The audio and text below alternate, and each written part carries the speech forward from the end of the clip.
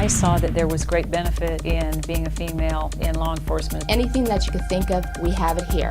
We collect any evidence that may have been left behind. I never knew that there was any opportunities for women in law enforcement.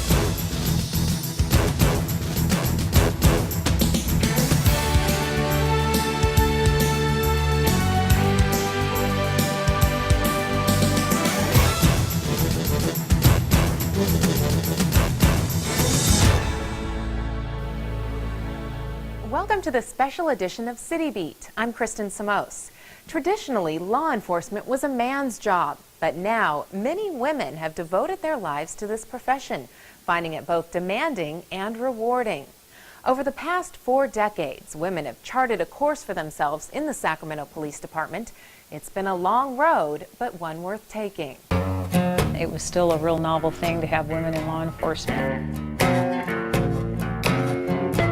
There was a training officer that wouldn't train me just because I was a female. My mom said to me every day when I went out, she said, "Sylvia, remember who you are and who you represent." In the beginning, there were men, and only men. They were police officers, and nearly every little boy dreamed of becoming one. But some little girls had dreams of their own, and as they grew older, they figured out how to make their dreams come true in the Sacramento Police Department. My father was a Secret Service agent, and ever since I was a child, I wanted to be a police officer. I was studying communications. I wanted to be an on-the-scene reporter out there when it was happening. It's more than just being on-the-scene reporting, it's being the on-the-scene. Denise Phillips and Toni Sall go way back. They were classmates at the police academy in 1976. Both have climbed the ranks of the Sacramento Police Department all the way up to detective.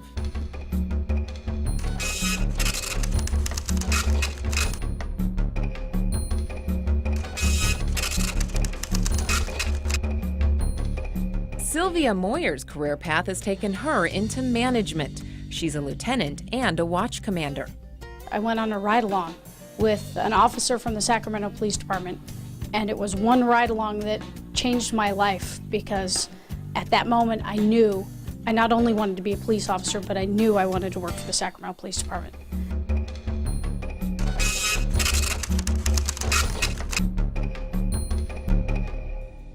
Sall, Phillips, and Moir took one look at the Sacramento Police Department and have never looked back.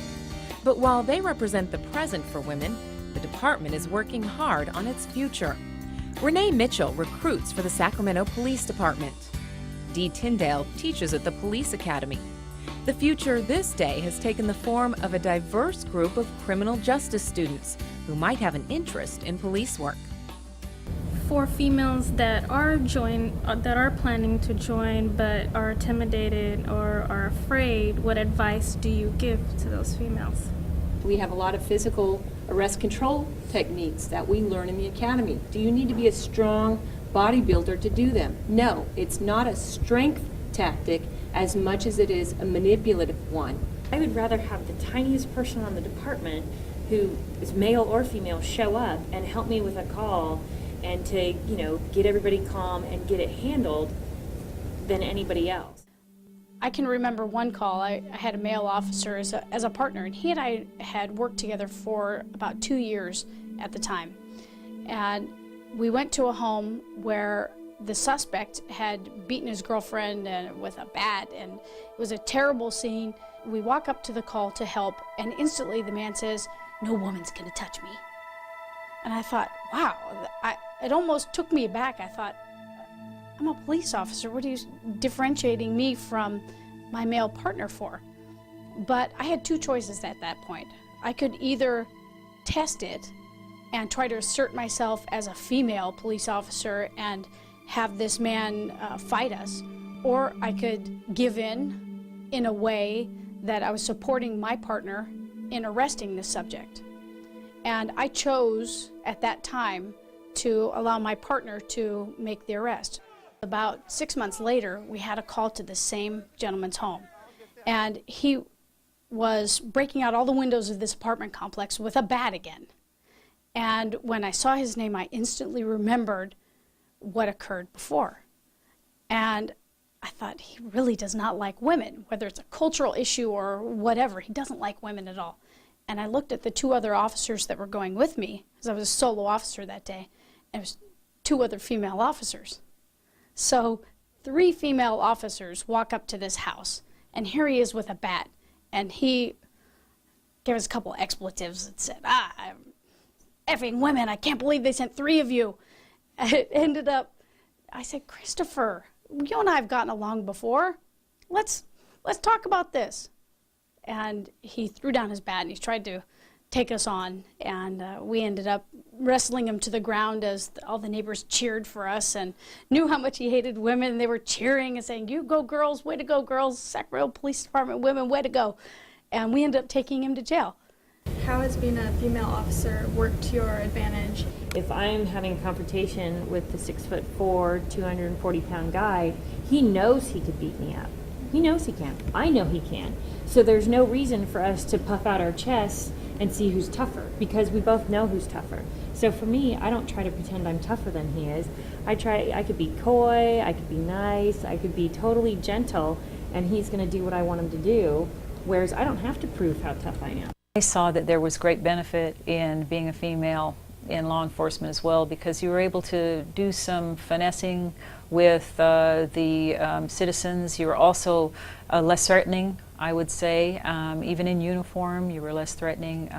People tended to want to talk to you about the intimate things, the things that were concerning them, the fears that they had.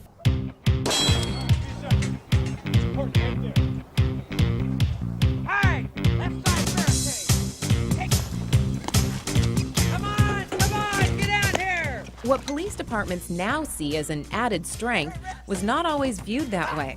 Flossie Crump was the Sacramento Police Department's very first woman patrol officer back in 1974. You know, my dad raised 6 pretty missy girls, and that was kind of foreign in our family as well. But I also had 2 brothers who were Air Force policemen and that type of thing. So they kind of encouraged me as well. And so I was aware that there were not that many females, but I had some big brothers behind me that was supportive as well. Flossie and other women now in the Sacramento Police Department will tell you the sexual stereotypes have faded with time and hard work, but they persist among those on the outside looking in. As a female in law enforcement, what were some of the obstacles that you were faced with that you had to overcome? For me, I think you create your own obstacles. If you have your mindset and you're determined to do something, you're more apt to do it and succeed.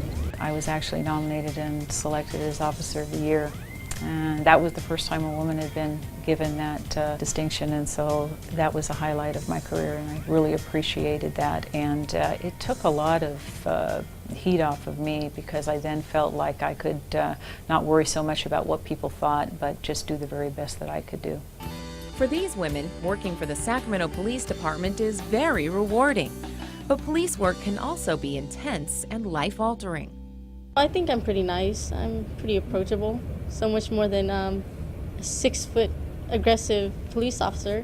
So if anybody needs help, they can always come to me. Well, you're too nice to be a police officer. You're not big enough to be a police officer. I said, well, you know, I'm not nice all the time. Denise Phillips is the first woman to make the SWAT team, but she says what might be her best moment came while working patrol. An infant was kidnapped. We went to this residence. We saw a person that kind of matched the description of the caller that said that this person took the baby, and we subsequently found that person and the baby. And I think that was the most exciting part that I recall as an officer, is finding a baby that had been kidnapped. I think in a police officer's life, the lows and the highs are constant, because it is a low for me to be on the honor guard and to do a casket detail for one of our officers, but it's also very rewarding at the same time. And that's one of the interesting things about this profession. Things that are terrible are also rewarding, because that's why I'm here. Police work also brings a chance to ease the pain of people facing their darkest times. an older woman and her husband lived in a home in the north area, and he had been diagnosed with a terminal illness. And he committed suicide outside of their house while she was just running to the store, and she came home and discovered him. And once the scene was stable, myself and the other officers, we cleaned her house for her so there would be no remnant of this tragedy that occurred. And I think of things like that, and that gives me the greatest reward. So, because I don't think other people would do that. I think cops do that all the time, and it's not noticed, it's not recognized, but that gives me the deepest satisfaction when I can impact someone's life for the better. Police work is a calling. What happens to officers changes their lives and the lives of others. At the Sacramento Police Department, women now play major roles, and their presence will only increase. We have people that have educations in criminal justice, in music, in horticulture, in viticulture, in business, in management, in leadership. I think formal education in a variety of subjects makes us a better agency. The ability to enter a profession where we can move around and gain a variety of experiences is unparalleled with other professions. And if someone truly wants to continue to learn and continue to move around and at the same time serve, there's no better job. And in my humble opinion, there's no better place to do it than the Sacramento Police Department. When it comes to working in law enforcement, you don't have to have a badge or patrol the streets to make a difference. There are plenty of jobs that are held by civilians, and their duties are just as important in the crime-fighting circle as the men and women we see in uniform.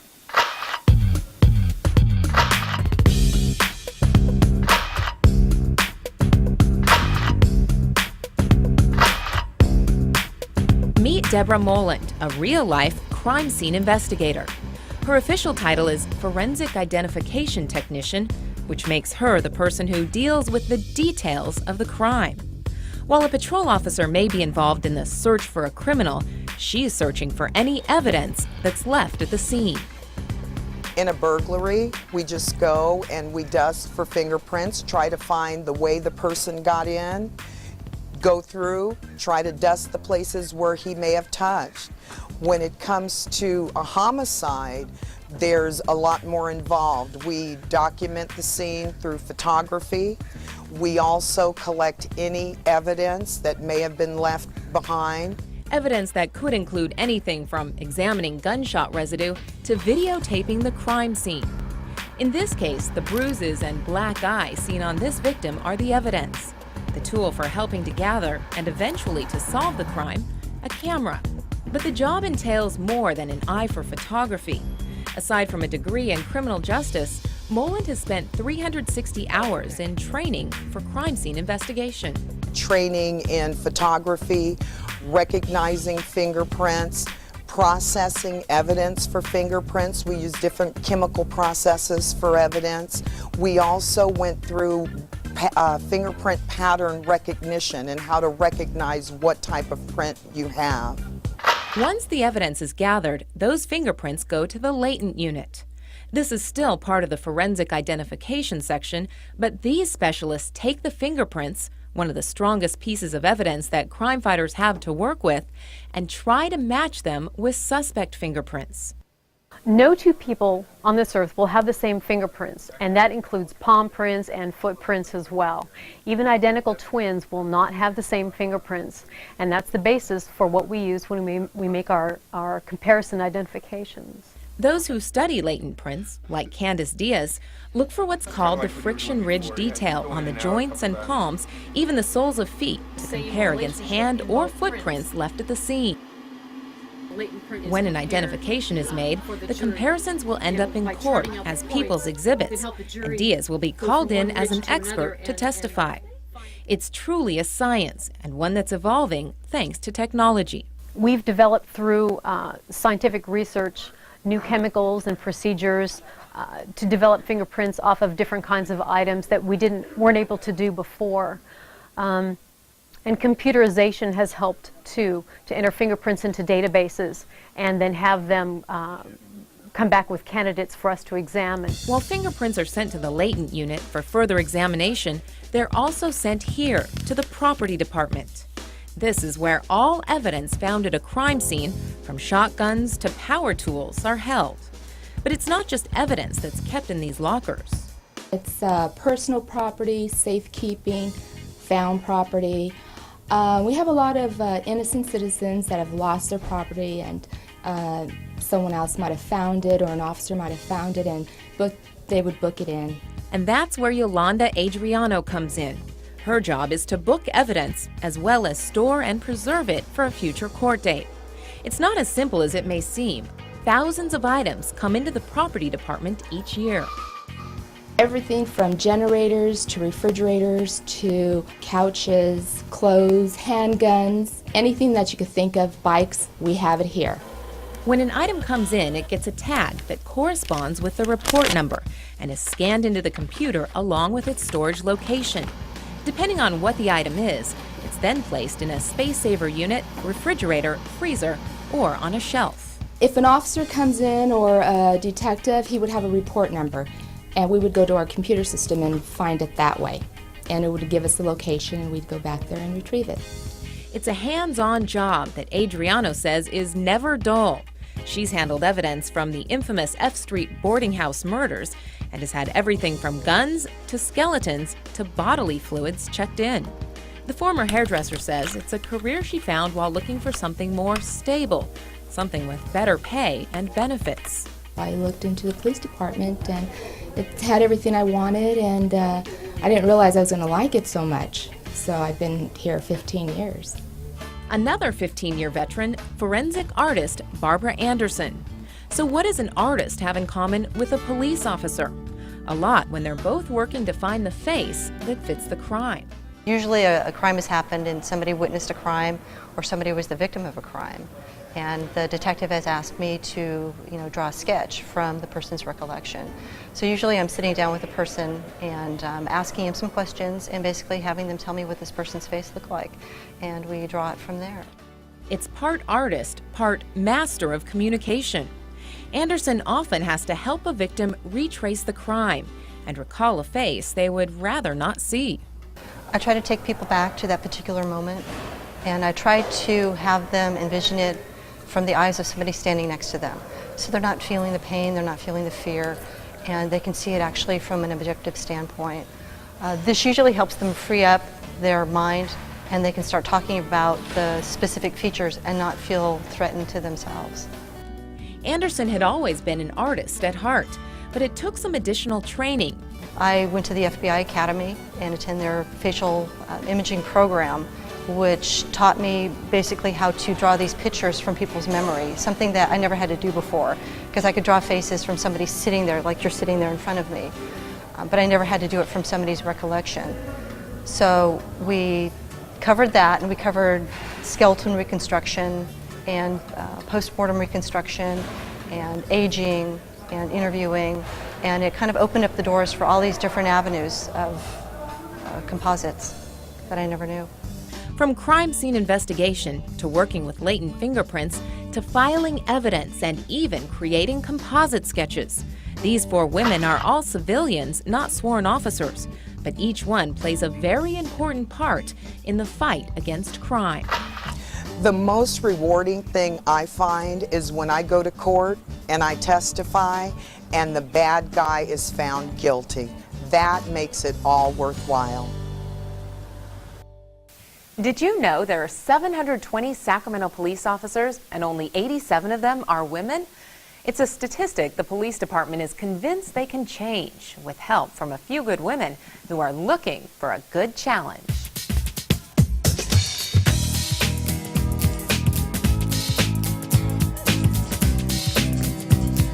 What I think what makes a successful police officer is determination. So I think a lot of times women think, well, you need to be a certain size or you need to be a certain way. But really, like we tell brand new recruits, it's command presence. Your time doesn't stop till you get to the end snake down there. Although it may look a bit like boot camp, this event is more average Jane than Iron Man. more "you can do it" than "I can beat you." 3, go! And if you haven't noticed, it's all women and no men. This is the Sacramento Police Department's first ever female fitness challenge. We created the Female Fitness Challenge basically because the biggest issue we have with getting female applicants is they fail the physical agility test. The Fitness Challenge and Expo gives women a chance to see what law enforcement is all about. At the same time, it allows them to try out the physical agility test that's required to get a job with the department. Put yourself up and over the wall. I think a lot of times women might be a little bit, timid or afraid to come out and go to law enforcement events. So here's the challenge. Participants are tested in the 165-pound dummy drag, the 99-yard obstacle course, a 6-foot wall they have to scale from both a chain link and a solid side, and finally, a 500-yard run. Weight and body fat percentage are also taken, and an overall score is tallied. Then they have 12 weeks to improve their score before going through the entire test again. It's a goal of mine to work on running. And the solid wall fence is something I also need to get more practice on, which I did accomplish as well. But I know I could do better. The group started out at 179. Of those women, our crew has selected 5 to follow through all 12 weeks of the program.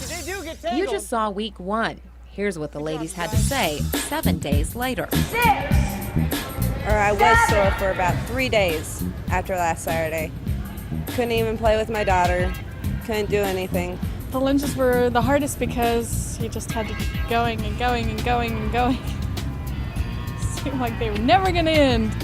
Last weekend I was a little sore from the agility. It's been a while since I ran that physical agility. I think the most difficult thing today was doing the squats, the leg squats against the wall. I would say it was a little tough because I've been a little soft on my workout lately. So I'm excited though because I need this. 6. Week 2's workout, cardio and strength training, led by this man, Danny Vogt, a manager and trainer at California Family Fitness. And stop. I think the best thing that they should work on is working together, mental toughness, continuously work on upper body strength, and continuously push each other. 4 seconds, Trina. California Family Fitness is teaming up with the Sacramento Police Department to offer the challenge. Participants will visit a different location each week, and the training they receive will be as close to the police academy as it gets. Get those fannies down. Their trainers are really enthusiastic. I mean, I jokingly call them, drill sergeants because they push us. But it's really good because that's what you want, and that's what happens in the academy. On to week 3. The group has dropped from 179 to about 40 women, and they've moved from power walking to jogging, throwing in push-ups, weight training, squats, and more. Our 5 women are here, but not without some personal challenges. 2 days after last week, I found out that I had tonsillitis and that they want to take my tonsils out. I'm fighting it. I've just been in the middle of a move and it's difficult to squeeze in time. But when it comes to wins and losses, some say they're already seeing changes. I definitely think that over the next couple weeks I'm going to see a lot more improvement as I get to the gym a little bit more often. I'm going to try to work through the pain. I like it. My clothes are getting a little looser. That's good. Let's skip ahead to week 6, the halfway point. Now the group is made up of less than 30 women, and our 5 has dropped to 2. Today's workout, X-Bikes, then yoga. And while they won't be tested for 6 more weeks, trainer Danny Vogt is sure they've made progress. If we were to test them at this point, the ones that have been consistent would show some signs of improvement as far as strength, cardiovascular, and most likely some body percent fat. And on week 10, the group is even smaller. But our 2 ladies, Amy and Christina, remain for one of the toughest workouts yet. This is cardio kickboxing circuit, California Family Fitness style. So tough, even the sworn officers who are along for encouragement are in for a workout. It's a class that helps with endurance and strength, skills that are key for officers in the field. It's very important, especially if you get in a fight. You got to be able to know that you can last and you don't get overtaken. Their gun belt alone is 30 pounds that they have to wear day after day, whether they're a detective or out on patrol. And that's a tremendous burden to carry for 8 hours. It's a workout that left these women exhausted but proud. They're quickly learning that having confidence in their abilities, whether in the gym or on the job, is half the battle. We have female officers that are like 4'11" and weigh 95 pounds. You know, then we have female officers that are about 6 feet tall. So, I mean, you have all types of women. It just really is kind of what's in you. Welcome to week 12. It's the final day where participants must prove just how hard they've worked for the challenge. Basically, the obstacle course is a straight sprint with a quick jag to the left, go over a couple curbs. The obstacle course, the dummy drag, the dreaded wall, and yes, the weight and body fat testing. At the end of the day, scores are tallied and participants go home tired, but undoubtedly stronger, better, leaner, and more confident than before. But that's not the end of the story. My long-term goal is just to get in better shape. That way, when I know going into the academy and when I apply to departments that I'm physically strong and I can go up against men that are twice my size. Most want to become officers and still have a lengthy application and background process to complete. But according to those who made it through the 12-week challenge, they're now more encouraged than ever and more certain that they too can do this job. One of the biggest positive things about the fitness challenge is that it is focused more for females and interested in law enforcement, and I think that can really expose a lot of women who might think or might be intimidated, like, I want to do that or I thought about doing that, but it's mostly men, they'll look at me funny. And I want to go out there and just show women that, you know what, it's okay, to fail at different things. It doesn't mean you're not going to pass, but come in here, do this challenge, you'll feel better about yourself and you have more self-esteem. While you could say each of the participants is a winner simply for completing the challenge, there actually is a prize for the one who makes the most significant change based on the point system. That prize, an all-inclusive trip to a fitness spa in Brazil. Here's a look at the young lady who won it. Meet Eiley Stokes at week 1 of the fitness challenge. Today, this is Eiley, 20 pounds lighter and with 5% less body fat. Not bad for a woman who wasn't sure what she wanted to do this time last year. I never knew that there was any opportunities for women in law enforcement until the announcement went out and they decided to take the challenge. Pack your bags, Eiley. You're going to Brazil. Good news for those of you who like a challenge. The police department is planning on making this event an annual one. Keep an eye out for more information on the next Women's Fitness Challenge. That's all for this edition of City Beat. I'm Kristen Simoes. Thanks for joining us.